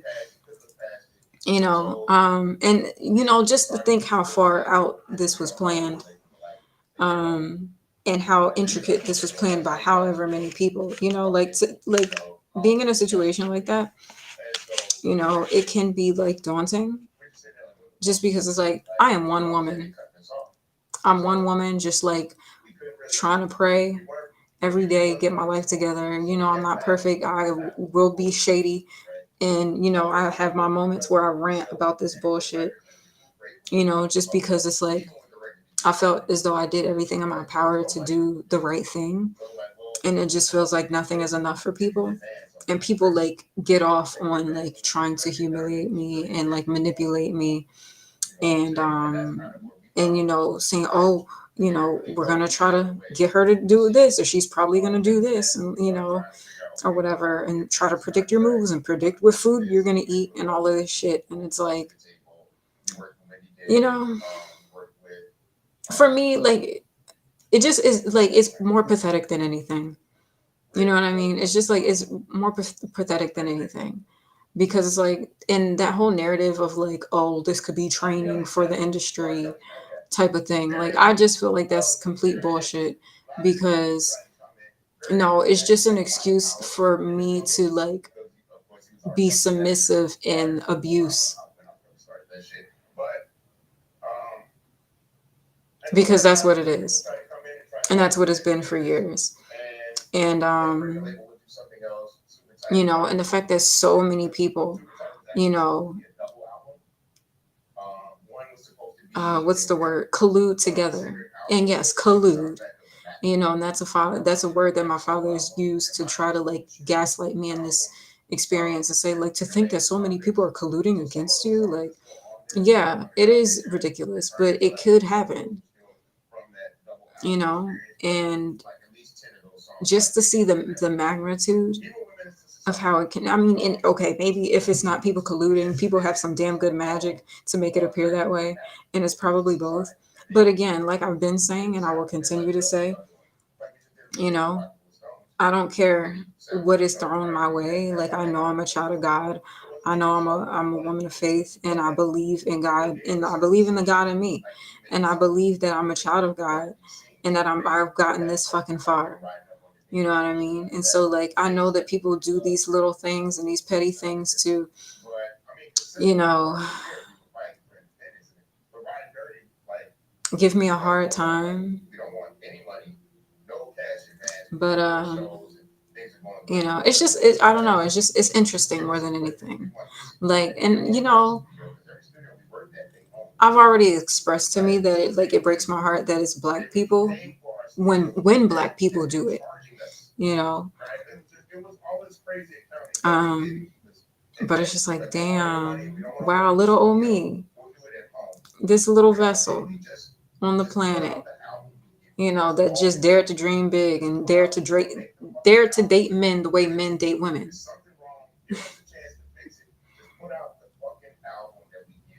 If I was a man, I'd be the man. But whatever. Yeah, it's very interesting. It's very interesting, to say the least. And I know, like, this has all been strategic and all this stuff, but it's like, all right, well, at this point, I make the best out of everything. So, and everything that's thrown my way makes me better. And if people try to like come around and say that that's the intention, like, fuck that. I don't want to hear that. I want to hear the truth. I want to hear the truth. And if anybody that says they love me or says they're a friend of me, you would have told me the truth. Like, you wouldn't play along with this bullshit. Because if this was really a test for my success in the industry, people could have did that beside me. People didn't have to expose me and humiliate me and embarrass me to do that. You know what I'm saying? Like, I would have already had embarrassing experiences just because of life. But the fact that people that I loved and trusted like participated in that, with the intentions to humiliate me, embarrass me, expose me, invade my privacy, and and gaslight and mentally abuse, like, sure, there might be experiences like that in the industry, but you can't try to convince me that like, oh, this is for your success, because I know several people have said that or insinuated that in different ways, but it's like, so abuse, preparing for abuse is like, no, there's people in the industry that might go through like challenging circumstances, but not like that. You know what I'm saying? Not with the vilifying, humiliation that I have overcome and dealt with. But it's just like the fact that it has to take so many people to try to break my spirit. Like, you know, like people get together and strategize how to break my spirit. And it's really sad. It's more sad than anything. But yeah, I was just really like, wow, okay. But again, like it's not gonna steal my joy though, because I felt really proud making this and putting all the content together, and and I will still remain proud. Um, like I'm proud of this. I'm proud of the work that I've put into this, and just my years of growing as an artist, as a creative director. At styling and filming my projects, like and it's like I refuse to let anybody take that joy from me. And no artist should let anybody take that joy from them. So yeah, anyway, I just have to say that because I'm just like, wow, it just gets more intense and more intense. But like, and I just get more strong and more strong. And, and I am a champion in my life. So, it don't matter what you throw my way, I will win. Like I don't care how well strategized and how long in advance like shit has been planned out. I don't give a fuck what you think you got planned for me. Your plan does not supersede God's plan for me. And that's why like I can appreciate, Bossy Bruja's prayer. There's not a technology, spiritual or otherwise, that man could use to prevent God's will from being done in and through my life. And God is in within me. So it's like, and God is in all of us, but the God in y'all will not supersede the God in me and what God has within me and has for me. So, I just gotta say that. And I say that for anybody.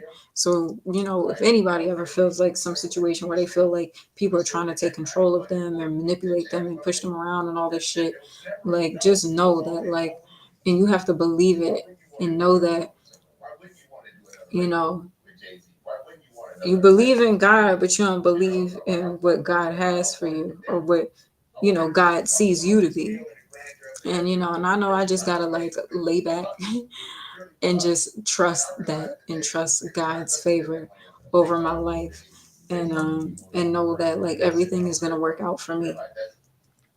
But it's just interesting when I notice those different things, and it's like the fact that people have to strategically do this shit to just try to like bait me, you know. But whatever. Anyway, that's the way love goes. Dun, dun, dun, dun, dun, dun. Oh, that's because I had a question mark here. Whatever you want to call it, that's the streets, right? Personified. And we were able to exist in both of those spaces at the same time, being All right. You know what I'm saying? And so that. Okay. Shout out to me already picking these pictures. He's um making this process a lot quicker for me. I should be done in like 3 seconds. And so we were like, well, we got feature work, we got show money, fuck it. The only thing is like the picture here is like a little bit grainy, but I'm gonna go with it. Because I don't feel like sitting up here.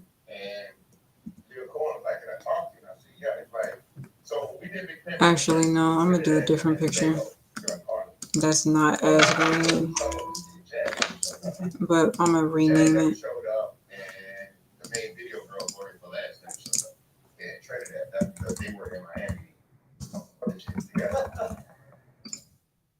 But Leo was like you guys are so stubborn. You're so stubborn. He says, how long is your deal? I said, we have a 5 album deal. This was album number 3. He says, right. He says, how long 5 albums. on the label? I said, 8 years. He said, right. 3 years. He said, let me guess. They didn't want to do something. You got mad. They stopped dancing. You did it. They just gave them the fucking album and then done with it. He says, and now look, you still got 2 more albums. He says, and you and your brother just stop being so fucking stubborn. So you want to be rich by yourself. Like that was just like, it really meant go out and come honor that deal and then come over here with us. Kind of a thing, right? And we had to really look at that and yeah, maybe we have been stubborn, maybe we haven't been doing this right, but we also didn't really have any negotiating power. And so at this point, we're at the height of our fame. We do have the negotiating power, and we're in a position to actually take advantage of it, and then other things happen. Say yes. Dirty Money comes out, and to your point, it feels like at least as a consumer, like there was sort of that expectation. This is going to be the moment that the group ascends. Yes. And it didn't quite play out. It played out more like, okay, there's another great man. Yeah, but it came with restrictions, right? So the same level of freedom that we just All right. by Dirty, some of that kind of Got pulled back. Interesting. I was going to say, what was it that enabled you guys? Because it really did feel like we had done around King's album, got the full force of their buckle behind the record, and All right. both single, obviously.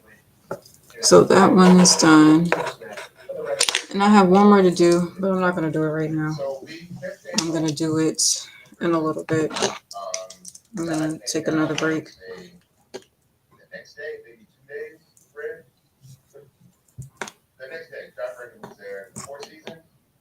Four Seasons Hotel. We go up to the big suite, and we sit down. Everybody hugs, and everybody's happy to see Chad. And the first thing they did was apologize. They apologized for not trusting us. They apologized for not believing in us and not having faith in Chad. More than anything else, like you always had the vision. We fought against the vision. But one time we let you execute it. Huge album. We fought against it again. We're done fighting, right? We're done fighting.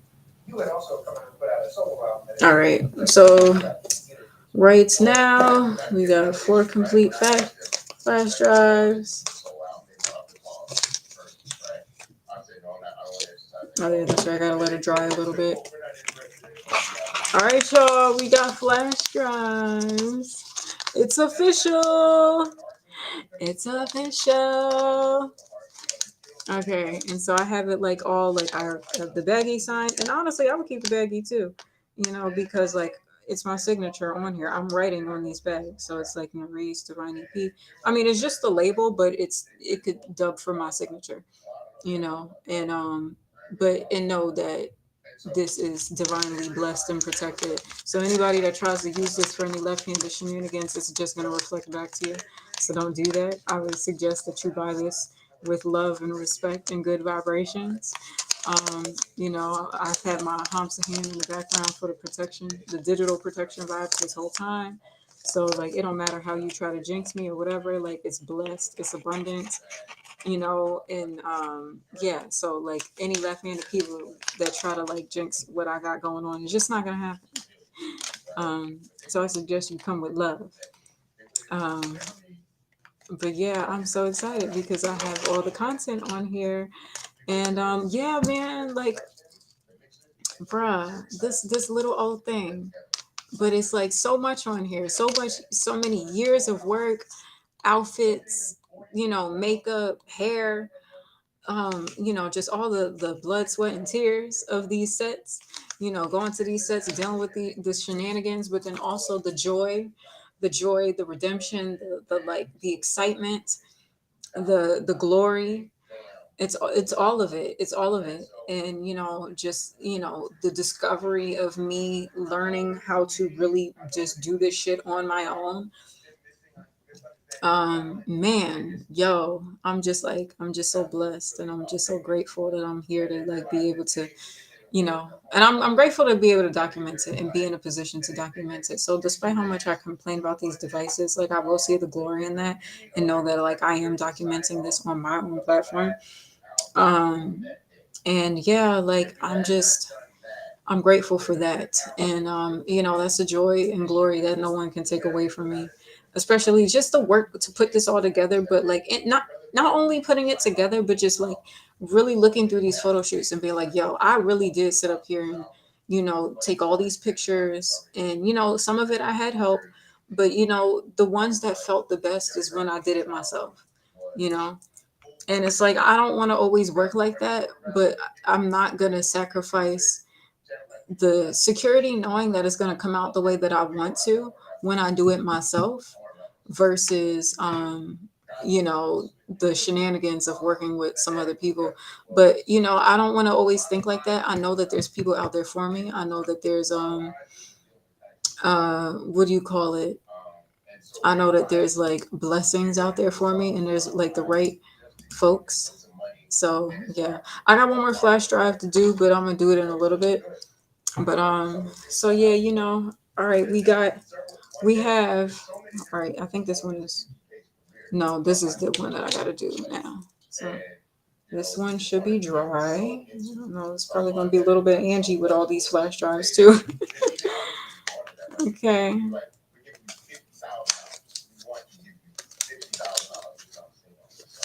All right, we got 4 complete flash drives with my content on here. You know, I'm very excited. You know, my limited edition collection. All right, so I'm gonna take a little break and then I'll be back in a bit, okay? So I will see y'all shortly.